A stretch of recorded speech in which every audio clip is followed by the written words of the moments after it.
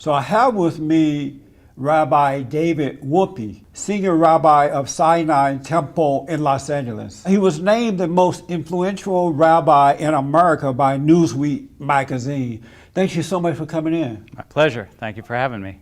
Are you called by God to be a rabbi, or how does one become a rabbi? Well, it depends on the individual. I mean, some people feel like they were called by God, but the way that you become a rabbi is essentially through a course of study.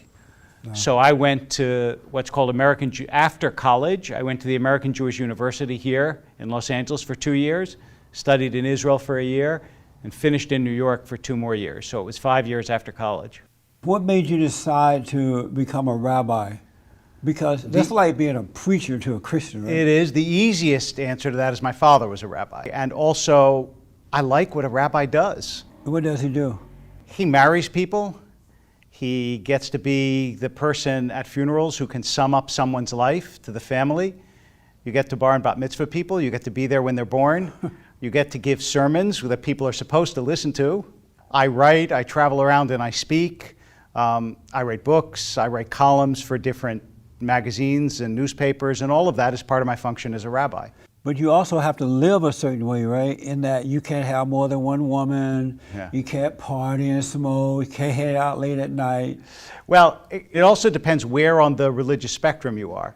So, for example, if you're more traditional, you keep kosher, which I do, you keep the Sabbath, which I do, but you just have to decide whether that's the way that you want to live, and if that's the way you want to live, so a rabbi is a very good expression of it. Do you live that way? I do most of the time. I won't say that I'm perfect, but yeah. What's imperfect about you? I'm tempted to say everything.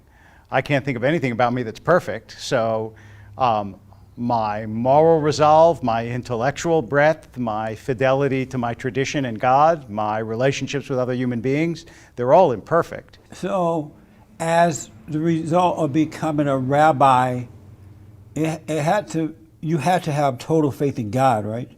No. Oh, you don't have to have faith in God? No, I did. You said total. Yeah, total. Do you believe in God? Yes. But not totally? No. Well, it depends, again, what totally means. If you say to me, do I ever have doubts or struggle? Yes, I have both. Yeah, total means no doubt. No, I don't think that the best way to believe in God is to have no doubt. Really? No, I don't. Why not? Because I think that any faith, when it struggles, becomes stronger and should have a dark side as well as a bright side. Even after your faith is now in God? Right, even after, yes. Wow. I want to know, is there a right and a wrong? Is there good and evil? If you're asking me, sure, absolutely. And is there an objective morality? I believe there is, although I believe that our access to it is sometimes more complicated than people think. So let's say that someone decides that they want to steal bread for their starving family. All right. It's either right or wrong, but you can understand that either side that you argue it, you're arguing two different rights. And so objective morality, I think, is tougher than most people think it is, just like quoting the Bible to support your position is tougher than most people think, because the Bible's got a lot of verses. And so if I say it's wrong to steal food to feed your family, Right. because you could just ask for it, and most likely you're going to get it, and you could say, well, it's right because the person was hungry or his family was hungry, so it is right. That's objective morality? Well, no, I would say if the person could ask for it, obviously, we would all agree they should ask for it. Right. But if they didn't think they could, then you would have a much tougher argument. Do you sin? Yeah, oh sure, who doesn't? And what type of sins do you commit? My most common sin? Yeah. Like most people I know, my most common sin are sins of speech. Really? Yeah. Meaning what? Meaning I'll gossip, I'll say something not nice, I won't say something nice. Really? Yeah. And why do you do that being a rabbi? Because I'm human. I was a human being before I became a rabbi. But you are representing a God of all that doesn't do that. Are you a preacher? Yes. Are you perfect? I'm being perfect right now, meaning that I don't judge. Yeah? I live in the presence of my Father. Yes, so but does that make you perfect? Do you never say anything cruel about somebody or not say something nice that you could say? Well, I tell the truth all the time. That isn't what I asked you, though. I don't say So if nice you're gonna things tell the- because niceness is a weakness. And most of the time when people are being nice, they're being weak and phony. Really? Yeah. If I say that was a good question, am I being weak and phony? If it wasn't a good question, No, you but were. I'm saying you're telling the truth. Aren't there nice things that you could say to people that are true that you don't say? I mean, we all do this. But Don't you ever pass along a tale or gossip or? No. Never? No. Good for you. You spoke at the Democratic Convention. I did. You did. That was amazing to me that you would speak there. Oh, well, let me say something about that. I've also spoken at the Republican Jewish Coalition, twice, in fact. Well, that makes sense. I said to them, any major political party, I didn't speak there, I offered a blessing. Any major political party that asks a rabbi for a blessing, of course I'm going to give them a blessing. But that same year that you spoke there or blessed them, they didn't want God to be a part of the platform. That's They all the booed that more idea. reason to offer a blessing and talk about God. And When someone comes to you and they said, Reverend, I don't believe in God, you say, oh, well, go away? yeah, No. I said, go back to your father, the devil, then. No, I'm kidding. No, you say to them, let me talk to you about it. Yeah. So Yeah. I felt the same way. I Yeah. thought, here's an opportunity. I didn't want to pass that up. Did your church question or your synagogue Yeah. question why you spoke? Sure. prayed And there? I told them, I said, look, any major political party that invites me, I go. Oh, okay. So when the Republicans invited me to the Jewish Coalition thing, I went. When the Yeah. Democrats invited me, I went. I'm a equal opportunity blesser. Is it true that you perform so-called same-sex weddings? I do indeed. Really? Proudly. And so at the end of the ceremony, do you say to the congregation or the visitors, I present to you husband and wife? No, husband and husband, or wife and wife. And when you say that, it makes sense to you? It sounds correct?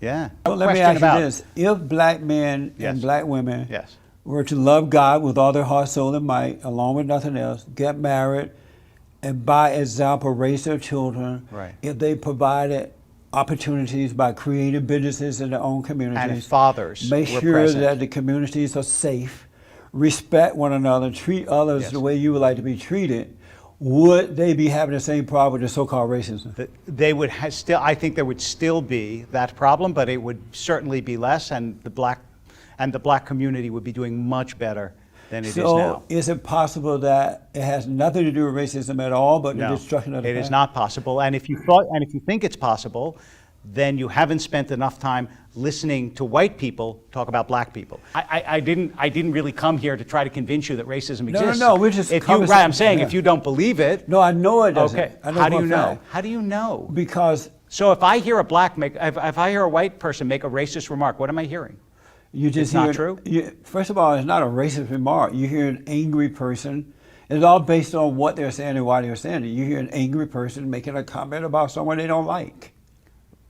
But what if they make it about a race? They're still making it about someone they don't like. But what if they're making it about a whole race? It's still about people that they don't like. It has nothing to do with the It's- color. look- It has everything to do with the character of the person When you or grew up in the people. Jim Crow laws, was there racism? No. So you don't think that when in Nazi Germany was there anti-Semitism? Let me say this, and then I'll get to that. I want Okay. to. I think in you're a little bit playing with words No, there, no, but no. In okay. reality, our battle is a spiritual battle, a warfare between good and evil. It's either good or it's evil. It's either wrong or it's right. Look, I think that this is a definitional difference. You can call it anger if you want. And the when, reason I when want- when the anger manifests itself in hatred of a race, it's racism. But there are not white people who hate a whole race of people. They hate what black people are doing. Most black people are brainwashed, dumbed down, angry, and they have been brainwashed to blame white people for their problems. So they are attacking white folks. There's a race war going on from black people toward white people because these people in their fallen state believe that white folks are their enemies, and they're not. I don't think they're their And enemies white people either. are getting fed up with I that. don't think they're their enemies either. Right. But in the not as a general class, but if you ask me, does racism play any part in this society? I think the evidence is pretty clear, but we're not going to agree on this one either. Are you racist? I hope not. Are you? What? Are you? I just answered that question. I No, hope not. But hope not mean that there's a possibility you might Of be. course there's a possibility. There's a possibility that anybody discriminates unknowingly. They've done all these studies. I don't know if you're aware of them, where they will show people subliminally, so quickly that they can't see it, a white person and a black person, and see how they react. And white people and black people react differently to different races. So when you say, are you racist? For someone to say, no, I'm not at all. I'm not. Not at all. Not at one iota. Okay, I hope that you're right about you. I know I'm right. Okay, then God bless you. Yeah. Most people can't make that statement. But there's a not possibility honestly. you could be a racist. No, you didn't ask me if I was a racist. You said you hope. I did. I asked you if racist. You said I hope not. If there's any part of me that acts as a racist at any time, yeah, I hope there isn't. But is there of course, there's a possibility. Just like even though you think it's not true. As a Jewish rabbi, you can possibly be racist. As a Jewish rabbi, there are times, I'm sure, when I am unwittingly taking into account, without knowing it, somebody's race, color, creed, religion, so on. Do I judge every human being entirely on who they are? I try. I hope I do. But can I say I do? No, that would make me perfect. What I would say is this. The way I read the conversation here is you have a great deal of confidence in your lack of prejudice in the world, which I think is a beautiful thing, even though I a little bit distrust it. Because you see, I have a much more skeptical view of human nature than maybe you do. I don't think there's anybody without anger, hatreds, prejudice, unwarranted discriminations, and we all struggle with it. The day you think that worries me, because I think everybody should. Maybe you are that perfect person, but I haven't met another person that doesn't have some struggle with the way they deal with and think of other human beings.